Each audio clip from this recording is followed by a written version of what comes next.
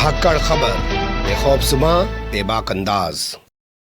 धाकड़ खबर में आपका स्वागत है। मैं आपके साथ हूं अकरम रईस खान। वैश्विक हलचल, जी हां, वैश्विक हलचल का वो ताजा बुलेटिन लेकर एक बार फिर से आपके सामने हाजिर हो चुके हैं, जिसमें बात करते हैं देश दुनिया ही नहीं, गाजा, फिलिस्तीन, इजराइल और ईरान से जुड़ी कुछ खास खबरों की। क्योंकि इन तमाम खबरों पर रोजाना तबसरा तस्करा चर्चा करने के लिए हमारे साथ जुड़ जाते हैं कृष्णकांत जी, यानी के जी, जो भारतीय वायुसेना के रिटायर्ड ऑफिसर हैं और जियो पॉलिटिक्स पर वाकई में अपनी पैनी और गहरी नजर रखते हैं। बहुत शुक्रिया सर वक्त देने के लिए। थैंक यू मिस्टर अकरम। शुरुआत बांग्लादेश से जुड़ी हुई खबरों के साथ करते हैं। जो खबरें बांग्लादेश में चल रही थी उनको भारतीय सरकार ने या भारत की सरकार ने झूठा करार दिया है कि फरक्का बांध से पानी छोड़ जाने की वजह से बांग्लादेश में बाढ़ आ गई है। क्या पूरी जानकारी है सर? भारत सरकार ने जब यह देखा कि आरोप लग रहे हैं विपक्ष से सोशल मीडिया पे, यहां तक कि अखबारों में भी सवार रहे हैं, तो इन्होंने फैक्ट फाइंडिंग का एक आदेश दिया अपने कर्मचारियों को, स्टाफ को, अफसर को, कि क्या स्थिति है। तो यह जहां तक फरक्का बांध है, यानी इसको अंग्रेजी में बराज कहते हैं, यह एक तरह से कहें तो डैम नहीं है, इसका एक लिमिटेशन है। अगल बगल के जमीन थोड़ी ऊपर है, नदी का बारिश आता है तो वहां एक बराज बना दिया ताकि कुछ पानी को रोका जा सके। अभी कहते हैं 40,000 क्यूसेक है, यानी क्यूबिक फीट, और उससे अधिक आएगा तो बराज का जो दरवाजा है वो खुद ब खुद उस प्रेशर के कारण वो खुल जाएगा और एक्स्ट्रा पानी चले जाएगा।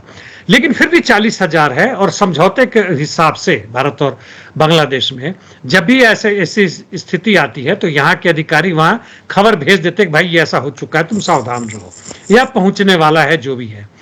लेकिन कहते हैं कि पानी जो एक्स्ट्रा जो जाता है, जो इस बराज से नहीं रुकता है, इसके इर्द गिर्द जाता है, वो लाखों क्यूबिक फीट पर सेंटीमीटर है, और जिसके कारण पर सेकंड है, जिसके कारण इस बार जो बाढ़ है पूरे बांग्लादेश में और काफी तबाही हुई है, उसमें भारत का या बांग्लादेश के अधिकारियों का कोई रोल नहीं, उसको रोक नहीं सकते। और इसीलिए ऐसा हुआ है, इन्होंने इसकी जानकारी बांग्लादेश को दे दी है, इसकी मीडिया में भी जानकारी दे दी है, फॉरेन विदेश मंत्रालय की तरफ से बता दी गई है, ताकि इस तरह की गलतफहमियां ना रहे। और भारत सरकार मेरे हिसाब से ठीक कर रहा है इस पे। जी बिल्कुल आप सही कह रहे हैं, लेकिन क्या करें जब मीडिया ने एक मन ये बना लिया हो कि हर एजेंडा प्रोपेगेंडा भारत के खिलाफ चलाना है, क्योंकि शेख हसीना फिलहाल यहाँ पे शरण लिए हुए हैं, तो फिर बहुत सारी चीजें आपको क्लियर करने के लिए सामने ऐसे ही बार बार आना पड़ेगा। लेकिन ये एनआईटी सिलचर में क्या हो गया है कि बांग्लादेश की छात्रा को यहाँ से जाना पड़ा? ऐसा क्या लिख दिया उसने सोशल मीडिया पर? उसने लिखा कुछ नहीं था। इसके पूर्वज, यानी इसके पहले जो स्टूडेंट था, यहाँ पे एनआईटी में बांग्लादेश के काफी स्टूडेंट पढ़ते हैं, अभी फिलहाल में 70 पढ़ रहे थे, जिसमें 40 वहां के हिंदू ही थे, 30 नॉन हिंदू यानी मुस्लिम होंगे या जो भी होंगे। तो एक जो पहले वापस जा चुका था इसका सीनियर, उसने फेसबुक पे लिखा, भारत के खिलाफ कुछ उसने लिखा कि भारत ऐसे कर रहा, हस्तक्षेप कर रहा है, शेख हसीना को रोके हुए वगैरह वगैरह। तो इसने फेसबुक पर जो देखा, चूंकि उस ग्रुप में थे, इसने भी एक स्माइली लगा दिया, एक छोटा सा जो करते हैं। और इस पर यहाँ के कुछ लोगों ने जो तथाकथित रूप से हिंदू के लिए काम कर रहे हैं, उन्होंने कहा कि भाई इसने ऐसे ऐसे विदेशी लड़की ने ऐसा लिख दिया है, और वहाँ के एसपी ने इनको खबर भेज दी, बुलाया, तो इसने मांगी मोहलत कि भाई हमें बांग्लादेश जाना, वहां करना है। डर ही गई होगी, अपने देश चली गई। और इस पे हालांकि यहाँ के सरकार का या एसपी का कहना है कि हमने भगाया नहीं है, वो अपनी मर्जी से गई हैं। लेकिन इस तरह की स्थिति अभी पैदा नहीं करनी चाहिए। इस तरह के एक्सप्रेशन पे आप इस तरह के कठिन कठोर कदम लेने लगे और एक डर का माहौल पैदा करेंगे, ऐसे ही स्थिति खराब हो रखा है बांग्लादेश के साथ। और सरकार वहां जो भी करे, हमारा कंट्रोल मिनिमम है, वो डिप्लोमेटिक रिलेशन बनाए रखे, लेकिन वहां जनता के बीच में हमारे खिलाफ और भी घृणा पैदा करे और एक तरह से रोष पैदा करे, यह गलत काम है, ऐसा नहीं होना चाहिए था। जी हमेशा से, अब अन्य खबरों का हम रुख कर रहे हैं, हमेशा से रुख रहा है भारत का कि कश्मीर इंटरनेशनल मुद्दा ना बने। लेकिन अब वहां 10 साल बाद चुनाव होने जा रहे हैं और अमेरिकी डिप्लोमेट्स वहां पहुंच के वहां की विपक्षी पार्टियों से बात कर रहे हैं। तो ये सब जो कहते हैं और जो होता है उसमें फर्क क्यों दिखता है? भाई हमारा देश, हमारा एक स्टेट, हम वहां पे कब चुनाव करा रहे हैं, कैसे चुनाव करा रहे हैं, अमेरिका को दिखाने की क्या जरूरत पड़ी?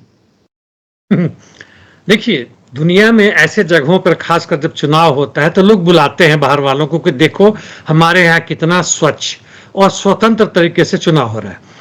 रूस में भी जब जापोरिजिया और खार्कोव को मिलाने की बात हुई थी 1.5-2 वर्ष पहले, तो वहां भी इन्होंने 60-70 देशों को बुलाया था, वेनेजुएला में बुलाया था, लेकिन भारत में केवल अमेरिका ही से आया, सीनेटर्स आए हैं, पत्रकारों को आना चाहिए था, मिल रहे विपक्षियों से दिखाने के लिए कि एक तरह से स्वतंत्र माहौल है, बड़ा बढ़िया है।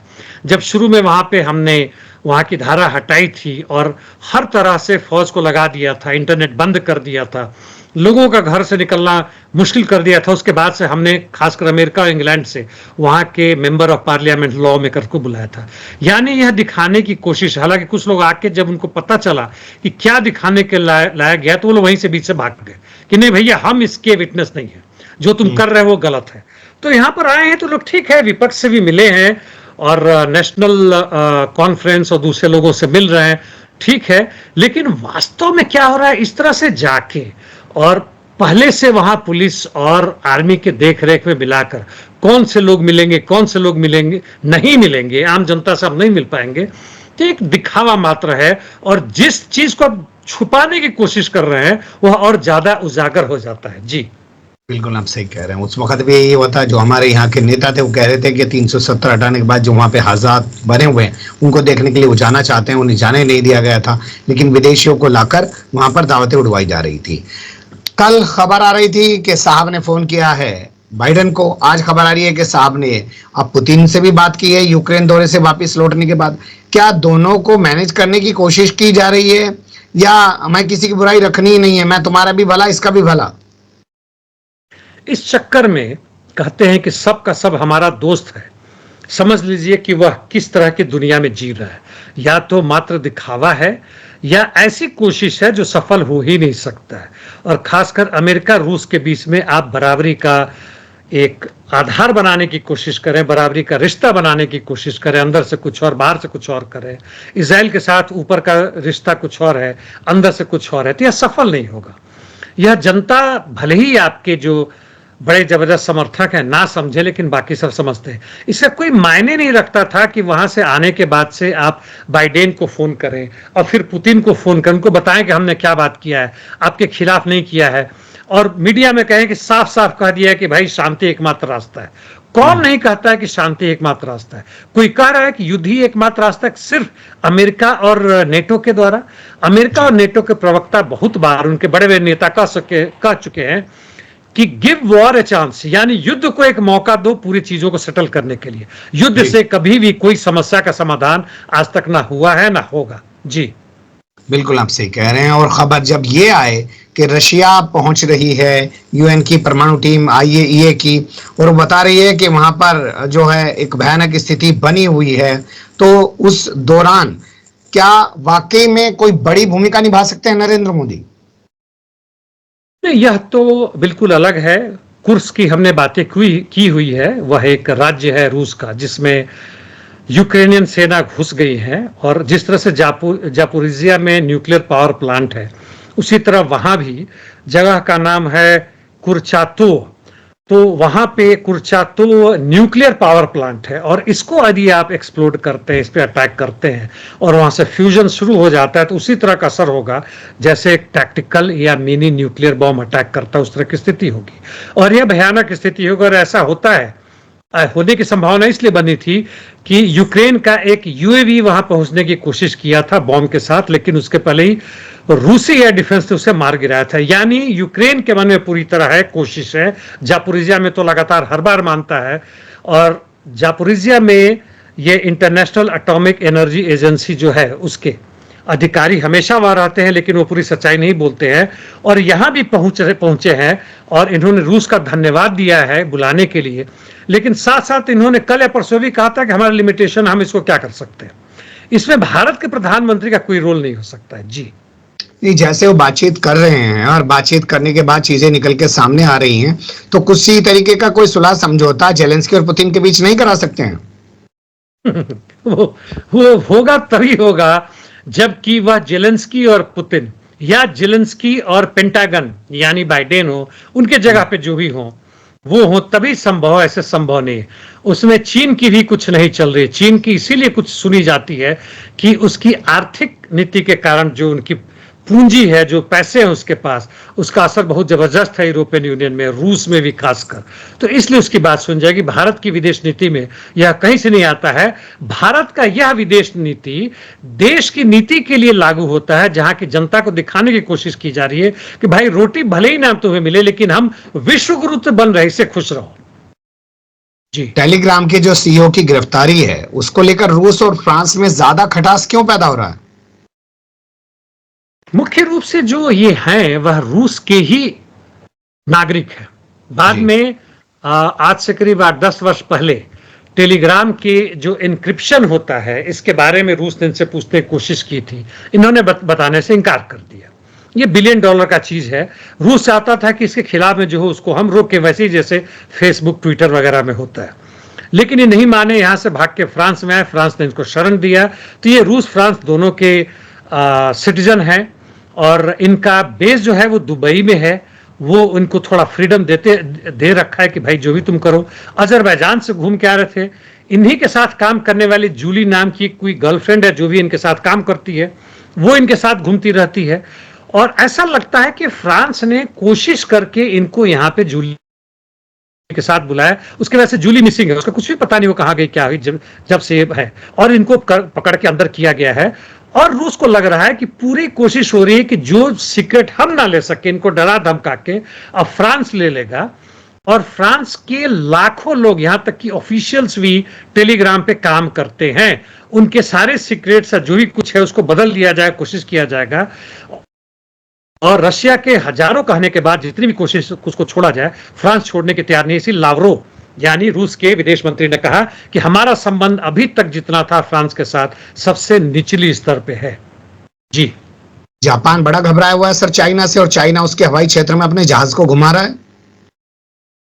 ऐसा कुछ नहीं है। हालांकि चीन ने कहा कि ऐसा हमारा कोई मंशा नहीं था, यदि गया तो हमसे खोज कर रहे हैं, आगे से हम ध्यान रखेंगे। वैसे फ्रांस ने कहा कि कुल 3 मिनट के लिए इनके वायु क्षेत्र में आ गया था, इनके फाइटर आ गए थे पूर्वी सीमा में, मतलब समुद्र से सटे हुए में, उधर से करते हुए आ गया था। और इसलिए इनको मजबूरन अपने फाइटर्स को स्क्रैम्बल यानी टेक ऑफ करवाना पड़ा कि देखो कहाँ क्या हो रहा है, क्या नहीं हो रहा है। लेकिन 3 मिनट में तो आया और गया राम टाइप हो गया, कुछ खास नहीं होगा। हो सकता है चीन की चालाकी हो, वहां के कुछ फोटोग्राफी करना चाहते हो, वहां की खास जगह देखना चाहते हो, या भी देखना चाहते हो कि उनका रेडार, उनका रिएक्शन कितना फास्ट होता है। जी जी। चीन में माँ बेटे ने क्या कर दिया कि फ्लाइट 1 घंटे तक लेट रही? ये सब अजीबो गरीब कहानी है। इन्होंने टिकट खरीदा था, चीन के ही अंदर की मतलब फ्लाइट थी, डोमेस्टिक थी संभवतः। तो टिकट खरीदा था माँ बेटे दोनों ने। बेटे की उम्र नहीं बताई गई, लेकिन बताया जा रहा है कि बच्चा है, यानी 18 से कम होगा, इकोनॉमिक क्लास की। तो उसमें लेग लेंथ की थोड़ी दिक्कत होती है, पूरा फैला के नहीं रखते। और बैठते ही साथ बेटे ने हंगामा मचाना शुरू कर दिया। तो माँ के पास कहा कि अपने बेटे को शांत कराओ। माँ ने कहा कि जब बिजनेस क्लास या इकोनॉमी, मतलब जो हायर क्लास है, फर्स्ट क्लास है, उसमें जगह थोड़ा बैठने दो।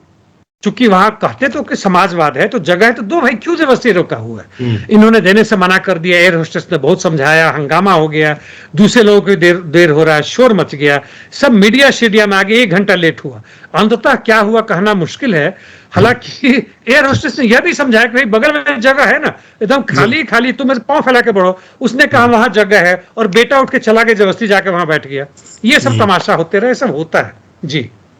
फिलीपींस में ईसाई पादरी को लेकर क्या हो रहा है, और पूर्व राष्ट्रपति से कैसे उनके संबंध बताए जा रहे हैं, क्या हंगामा है? ये पूर्व राष्ट्रपति जो थे दुतेर्ते है, रोड्रिगो दुतेर्ते, और इनकी जो बेटी थी यह वाइस प्रेसिडेंट बनी। और अभी के जो राष्ट्रपति हैं उनकी भी वाइस प्रेसिडेंट थी, लेकिन दोनों में खटपट हो गई और उसको निकाल दिया प्रेजेंट प्रेसिडेंट ने। और उनके साथ जो पादरी थे, बड़ा मतलब पूर्व राष्ट्रपति के साथ अच्छा संबंध था। इसका सैकड़ों एकड़ में, जैसे यहाँ पे आपके हरियाणा वगैरह में भी लोग, या पंजाब में भी बड़े बड़े बाबा लोग जो होते हैं, केवल हिंदू नहीं दूसरे धर्म वाले भी हैं जी। तो हाँ, वो लोग भी बना कर रखते हैं। और किस तरह का धंधा करते मालूम है, वहां भी वो कर रहे थे लड़कियों के साथ, और दूसरे तरह की चीज और वगैरह वगैरह कर रहे थे, गन के साथ। तो वहां पे इनके खिलाफ कुछ केस चल रहा था, कोर्ट ने इनको अरेस्ट करने की आदेश दिया। जब कोर्ट के आदेश का पालन करने गए तो वहां पे इनके जो पर्सनल गार्ड थे उन्होंने घेर लिया।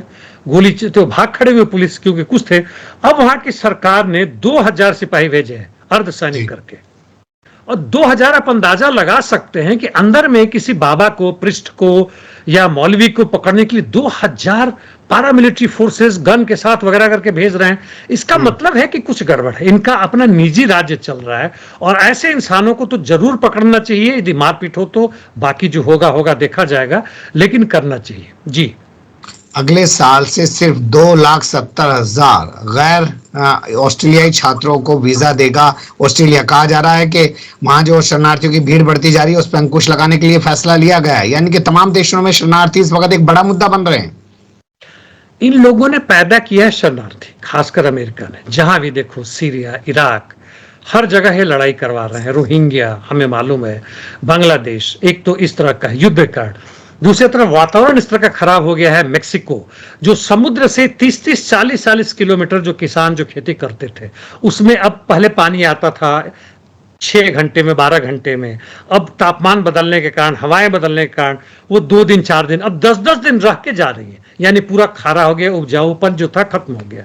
वहां से हजारों लाखों शरणार्थी जा रहे हैं। पूरी दुनिया में हालत हो गई है। धर्म के नाम पर तुम लड़वा रहे हो, युद्ध के तो है ही है। यूक्रेन से लाखों की संख्या में बाहर गई, और यही हालत ऑस्ट्रेलिया में है। तो ऑस्ट्रेलिया का लेबर पार्टी वैसे ही है जैसे इंग्लैंड का लेबर पार्टी है। कहने के लिए लोग बड़े ही मतलब प्रोग्रेसिव हैं, प्रो पीपुल हैं, जनता के लिए काम करते हैं, लेकिन विपक्ष हंगामा कर रहा है कि तुम हमारे लोगों को नौकरी नहीं दे रहे हो, बाहर के लोग आ रहे हैं, क्यों छात्र पढ़ेंगे। हालांकि ये जो छात्र पढ़ने जा रहे हैं भैया, आपको पैसे दे रहे हैं, आपकी आमदनी का, आपकी ग्रॉस डोमेस्टिक प्रोडक्ट जीडीपी को बढ़ाने का एक आधार बनता है, और उस पर भी आप रोक लगा रहे हैं जनता को दिखाने के लिए। देखो, हम इतने ही विद्यार्थियों को देंगे, यहाँ के इसमें से कुछ बस जाते थे, नौकरी ढूंढने लगते थे, ग्रीन कार्ड होल्डर हो जाते थे, अब हम तुम्हें ही रखेंगे। यानी अंतरराष्ट्रीय स्तर पर, राष्ट्रीय स्तर पर तुम्हें दिख ही रहा है कि जनता कैसे लड़ा रहे हैं। अंतरराष्ट्रीय स्तर पर एक दूसरे से लड़वाने की भरपूर कोशिश इनकी हो रही है। जी, बुर्किना फासो में आतंकी हमला हुआ है और बताया जा रहा है 100 से ज्यादा लोग मारे गए हैं सर। हाँ, यहाँ पे बड़ा बुरा हाल है। ये जो साहेल कंट्री जो 3 आए और इन्होंने फ्रेंच और साथ साथ अमेरिकी सैनिकों को बाहर किया, उसके बाद से यहाँ की आतंकी हमले जो आईएस के लोग हैं, इन्होंने बढ़ा दिया। यानी अपने ही देश के लोगों को मार रहे हैं। जब अमेरिका था, फ्रांस था, तो ये लोग नहीं मारते थे, बड़े अच्छा खासा संबंध चल रहा था, 2-4 इधर मारा, 2-4 उधर मारा।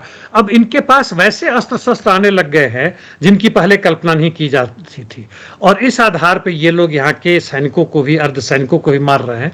और रशिया की तरफ से पूरी की पूरी मदद जा रहा है, लेकिन रशिया खुद फंसा हुआ है बुरी तरह से ऐसे वार में जिसके खिलाफ 50 से अधिक देश पूरी की पूरी तरह से प्रत्यक्ष और अप्रत्यक्ष रूप से लड़ रहे हैं। देखते हैं, पूरी अफ्रीकी जनता जुट जाए, खड़ी हो जाए, तो स्थिति बदल सकता है। जी, फ्रांस में प्रधानमंत्री और वामपंथियों के बीच क्यों खड़े दिख रहे हैं मैक्रो?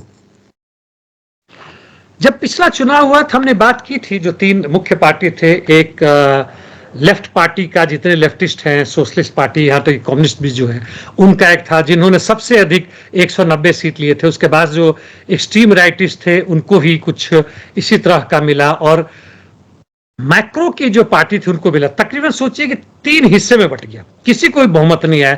जो बहुमत आता है उसके जो चुना हुआ प्रतिनिधि है उसको प्रधानमंत्री बनाते हैं, जो राष्ट्रपति के अंदर में काम करता है। अब इन लोगों ने मिलके अपने से, जो लेफ्ट वालों ने मिलके दिया 190, जो सबसे अधिक बड़ी पार्टी है उसको दिया। अब यह संविधान में नहीं लिखा हुआ है कि यदि बहुमत नहीं है तब तुम इसको राष्ट्रपति बनाओ, इसलिए कि तुम सबसे बड़े पार्टी के अध्यक्ष हो, और इसलिए उसने इनकार कर दिया और अपना किसी को ऐसे ही चुन के रख दिया, कहने के लिए कि यह तब तक काम करेंगे जब तक तुम लोग सही में बहुमत वाले को ढूंढ कर नहीं लाते हो। यानी इन्होंने बांटो और राज करो की नीति के इन नेताओं के ऊपर लगा दिया है बंदिश, और लेफ्ट ने कहा कि हम आगे कोई बात नहीं करने वाले हैं, हम जनता के बीच में जाएंगे और अपने संघर्ष को जारी रखेंगे। जी, तो होगा कैसे? त्रिशंकु वहां पे स्थिति है, सत्ता कैसे वहां पे बन पाएगी, या फिर से वहां जो है मध्यावधि चुनाव होंगे? क्या होगा वहां पे? अब मध्यावधि चुनाव हो ना हो, कुछ समय के लिए तो रहेंगे, लेकिन जहां तक लेफ्ट की बात है, यदि वह सेंट्रिस्ट यानी मैक्रो की पार्टी से मिलकर बातचीत नहीं कर रहे, दक्षिण पंथी से तो करेंगे ही नहीं, तो रास्ता उनके लिए अब उनको समझ में आना चाहिए कि यदि वो वास्तव में कम्युनिस्ट है तो वर्ग संघर्ष एक रास्ता बनता है, यानी मजदूर वर्ग और जनता के साथ मिलकर एक क्रांति के दौरान और क्रांति के तहत सत्ता को हासिल करें। फ्रेंच रिवॉल्यूशन से सब कोई वाकिफ है। जी, अब शुरुआत करते हैं अमेरिकी चुनाव से जुड़ी खबरों के। पहला अपडेट, बाइडेन की आवर्जन नीति को कोर्ट से बड़ा तगड़ा झटका लगा है सर। हाँ, इनका बाइडेन का कहना था, याद होगा कि इन्होंने पहले भी कहा था जापान और दक्षिण कोरिया में कि वहां पर जो जनसंख्या में बुढ़ों की संख्या बढ़ रही है और नौजवान काम करने वाले घट रहे हैं, तो उन्होंने कहा कि यह समस्या उनके लिए है जो प्योरिटी ढूंढते हैं। हालांकि बाइडेन ने ऐसा ही कहा था, वो बाहर से लोगों को नहीं आने देते हैं, अपनी ही जाति मतलब ये यहाँ वाला भारत वाला नहीं, अपने ही रेस को लोगों के रखते हैं। दक्षिण कोरिया में केवल कोरियन ही रहेंगे, लेकिन अमेरिका में खासकर इंग्लैंड वगैरह में बाहर के लोग आकर बसते हैं और 1 से 2 पीढ़ी होते होते तक देखा जाता है कि वहां की नीतियों को पूरी तरह से स्वीकार कर लेते हैं। जैसे भारत का ही जाता है वो एंटी भारत हो जाता है।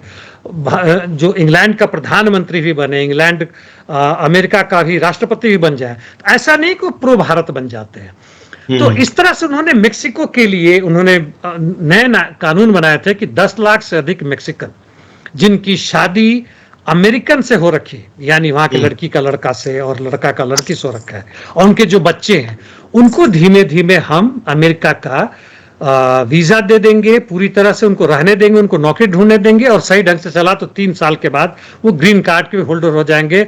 इसके खिलाफ में जो ट्रंप के समर्थक 8-10 राज्यों में हैं रिपब्लिकन्स के, वहां के सीनेटर्स, वहां के ये लोग गए और टेक्सास वहां पे कोर्ट में इन्होंने दायरा केस किया, और कोर्ट ने कहा कि भाई यह तो वहां के शब्दों में मिलियन बिलियन डॉलर की बात बनती है, इतना पैसा हम लोग कहां से देंगे, हमारे देश के लोग भूखे मर रहे हैं। इसलिए उसको 40, 50 या 60 दिन के लिए या कुछ हफ्ते के लिए, 4 हफ्ते के लिए उसको रोक दिया है। अभी ये काम बंद करे, इस पर और डेटा लाए हम पर कितना बोझ पड़ता है। अब इस पर ट्रंप ने कहा कि शुरुआती दौर है, हम नहीं आने देंगे मेक्सिको से लोगों को। जी, तो ट्रंप को भी झटका लगा अदालत से। तो 6 जनवरी वाले हिंसा वाले मामले में विशेष वकील ने उनके खिलाफ एक और अर्जी दाखिल कर दी अदालत में।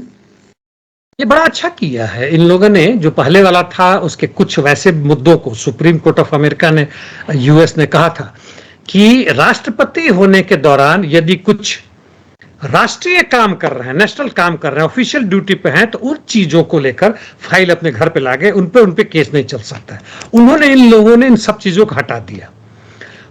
ट्रंप एक इंडिविजुअल जो कि चुनाव लड़ रहे थे, उन्होंने क्या क्या गड़बड़ियां की, क्या उससे भी वो मुक्त है, और उन्होंने फिर केस दायर किया है। जिस तरह से वो लड़की के मामले में फंसे जो स्टार थी वहां की, और जो चुनाव के बाद जो हार रहे थे और कैपिटल हिल में जो हंगामा मचा है, उनका खुलेआम आ गया है, मार्च अप टू कैपिटल हिल्स इन्होंने नारा दिया है, एंड फाइट लाइक मैड, यानी लड़ना है, चूंकि हम जीत चुके हैं। और बार बार ये कह रहे हैं कि भाई जीत हमारा है, हमसे जीत छीनी गई है और जनता को भड़काया है, और इस आधार पर गए हैं। और इसमें कोई भी ऑफिशियल रूप से काम नहीं कर रहे हैं, व्यक्तिगत रूप से ट्रंप काम कर रहे हैं ताकि वो दोबारा गैर कानूनी तरीके से वहां के अमेरिका में के प्रेसिडेंट बने रहे।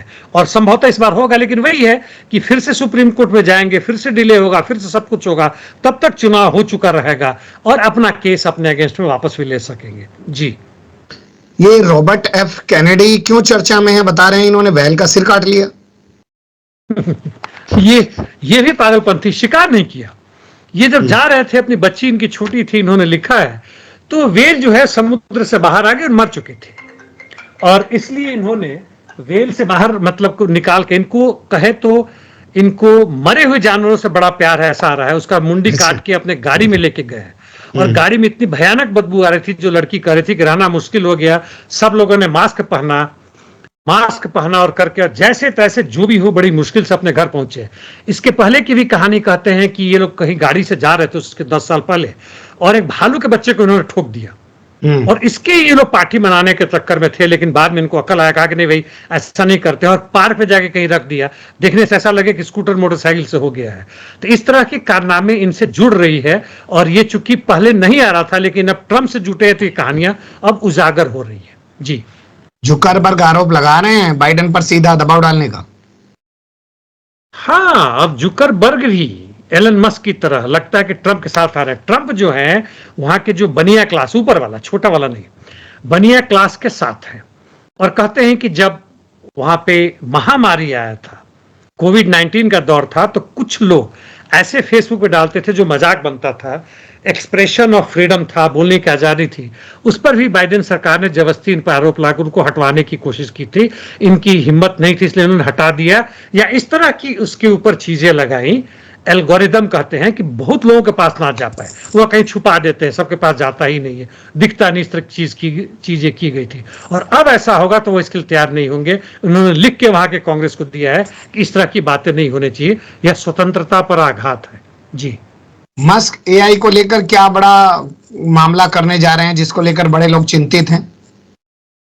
जिस तरह से चैट जीपीटी है या बहुत सारे कुछ है, एआई वो स्मार्ट या कुछ और है जो कि चाइना का भी वो कर रहा है अपने उसमें, अपने ऐप में। इसी तरह मस्क ने एक ग्रोक एआई करके लगाया हुआ है और उन्होंने उसको दे दिया इसमें अपने एक्स पे यानी ट्विटर के ऊपर दे दिया। हुआ क्या कि अभी तक जितने आर्टिफिशियल इंटेलिजेंस है उनका काम यही है कि आप मान लीजिए बोल के कहते हैं कि भैया आप मिस्टर अकरम का फोटो बनाएं एक हंसते हुए, तो हो सकता है वो अपने तरीके से हंसता हुआ मिस्टर अकरम को बना दे या रोते हुए मिस्टर अकरम बना का फोटो बना दे, और इस तरह से अजीब वो गरीब इन्होंने कर दिया। बाकी सब जितने भी कंट्रोल करते हैं आर्टिफिशियल इंटेलिजेंस, इसमें कंट्रोलिंग अथॉरिटी कम दिया गया और इन्होंने अजीब वो गरीब फोटो लगा दिए। जैसे इसने बाइडेन का फोटो लगा दिया कुछ वो क्या कहते हैं, मतलब लड़की का कपड़ा पोशाक पहने हुए है, उसी तरह से कमला हैरिस का चड्डी में दिखा दिया, और ट्रंप का जो है सो दिखा दिया कि वो हेलीकॉप्टर लेके जो 2011 में जिस वर्ल्ड ट्रेड सेंटर पे जो किया गया था ये मारने जा रहे हैं। तो कुछ हद तक तो हंसने तक हो सकता है, लेकिन कुछ ऐसा भी दुष्प्रचार हो रहा है जिससे ऐसा लग रहा है कि सच्ची बात कही जा रही है, जो कि बात सच है नहीं। आंकड़ा का हेर फेर कर देना, कुछ का कुछ और बनाना। आप सोचिए वह चीज अब यहाँ के आरएसएस के हब सेंटर में जाता है, ट्रोल जो करते हैं, और किस तरह के भद्दा से भद्दा चीज जा सकते हैं। इसीलिए कहा जा रहा है कि बहुत खतरनाक चीज है। इस पे जो आप कर रहे हो वो ठीक है, तुम चाइनीज ऐप के खिलाफ कर रहे हो, दूसरों के ऐप के खिलाफ कर रहे हो, जो फेसबुक पे चल रहा है वो करो, लेकिन इस पे कंट्रोल लगाओ, नहीं तो यह बेमानी हो जाएगा। और आज की दुनिया में इसका बहुत ही गलत इस्तेमाल खतरनाक हद तक हो सकता है। जी। चाइना में गए हुए हैं अमेरिका केनेथ से जैक सुलिवन, कुछ खबरें उनके बारे में भी हैं, कर क्या रहे हैं वहां पे वो? कुछ खास तो नहीं मिलता है, लेकिन इन लोगों का लगता है कि मक्का मदीना जो दो जगह हो गए, एक अरब देश है और दूसरा चाइना है। ये लोग काफी भाग दौड़ मचा रहे हैं, उनके विदेश मंत्री, रक्षा मंत्री या जो भी है, रक्षा के जो उनके सेक्रेटरी वगैरह हैं वो सब जा रहे हैं। और चाइना से केवल यही बात नहीं हो रहा है कि तुम रूस को मदद मत करो, लेकिन चाइना से आर्टिफिशियल इंटेलिजेंस पे, साइबर वॉरफेयर पे और अन्य चीजों पर बहुत सारी बातें हो रही है।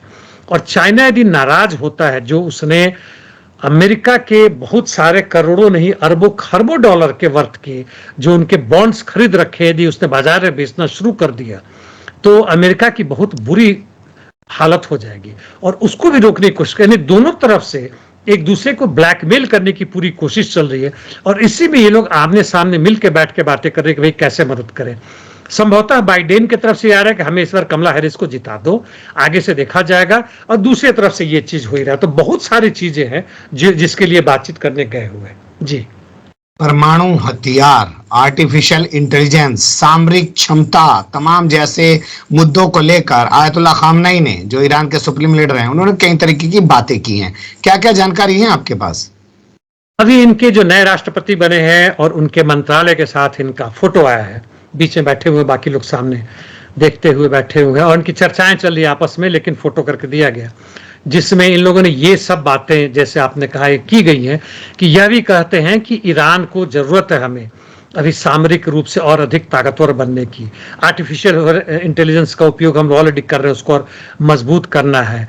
आणविक बम की भी बात कर रहे हैं, लेकिन साथ साथ अब यह भी, चूंकि इनकी मंत्रालय ऐसा इसलिए कर रहे हैं कि टैक्टिकल रीजन से हम पश्चिम देशों के साथ कुछ समझौता कर सकते हैं, बातचीत कर सकते हैं। खुलेआम नहीं बोलते हैं, लेकिन मतलब यही कि हमारा तेल और बिके, वैसे सामान जिसे हमें जरूरत है हम उसको और खरीद सके। हमारे यहाँ से भी इस तरह की चीजें, ड्रोन्स वगैरह जो बाहर बिक रहे हैं, खुलेआम बिक सके, वो हो सके। लेकिन साथ चेतावनी देते हैं कि पश्चिमी देशों को, जो दुश्मन देश हैं, उन पर कभी भी भरोसा ना करें, टैक्टिकली संबंध करें, स्ट्रेटेजिकली वही लक्ष्य रखें कि हम इस क्षेत्र के नहीं पूरी दुनिया के हम उभर के उस तरह की ताकत बने। संभवतः नॉर्थ कोरिया इनके नजर में है। जी। लेकिन खबरें ये भी आ रही हैं कि ईरानी मंत्रिमंडल में सुन्नी नेताओं को भी शामिल किया जा रहा है और बड़ी पोजीशन दी जा रही है। हाँ, एक को डिप्टी प्रेसिडेंट या जो भी उस तरह का हक दिया गया है और बेसिकली वहाँ के अर्बन एरिया के मिनिस्टर बने हैं। कहते हैं कि पेजिशकियान का कहना है कि इनका काफ़ी अनुभव इसमें इसलिए दिया गया है। नाम बड़ा लंबा चौड़ा है, अब्दुल करीम हुसैन जाबे जो भी अंत में ये जुड़ता है। तो एक तरह से यह भी दिखाने की कोशिश है या होनी भी चाहिए कि हर समुदाय के लोगों से ले रहे हैं, चूंकि मजदूर वर्ग जनता का तो राज्य है नहीं, इसलिए समुदाय से लेते हैं। जैसे भारत में भी खासकर कांग्रेस के जमाने में सरकार बनती थी तो कुछ बिहार से, कुछ यूपी से, कुछ उस धर्म के, कुछ इस धर्म से, कुछ उस जाति, कुछ इस जाति से, कुछ मर्द कुछ औरत, ये बराबरी करने की कोशिश की जाती थी।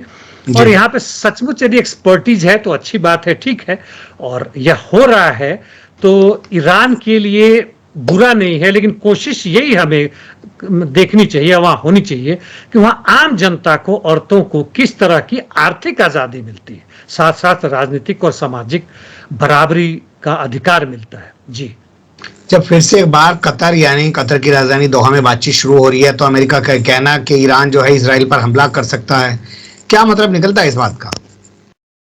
इजराइल अपना जो ब्रह्मास्त्र है, इजराइल पर आक्रमण करने की जो ईरान की जो बात है, ईरान अपना ब्रह्मास्त्र छुपा के रखे हुए, मारेंगे कि नहीं मारेंगे।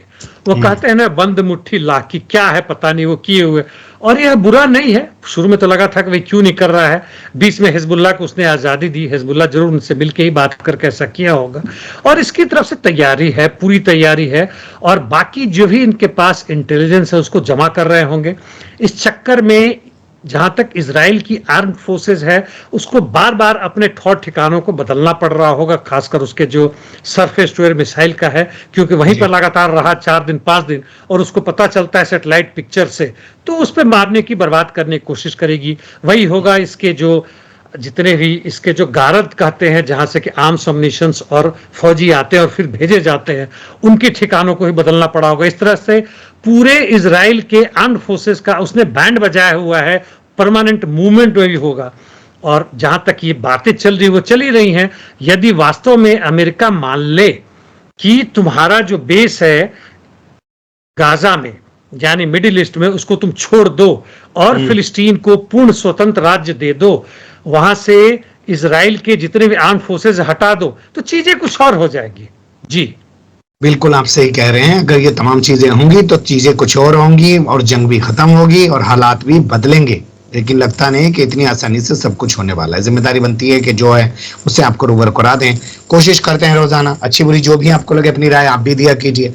और आपका भी बहुत शुक्रिया सर, आपने बहुत बारीकी से तमाम चीजों पर रोशनी डाली। फिर आपके साथ किसी और मुद्दे पर जुड़ेंगे। धन्यवाद। Thank you mister Akram.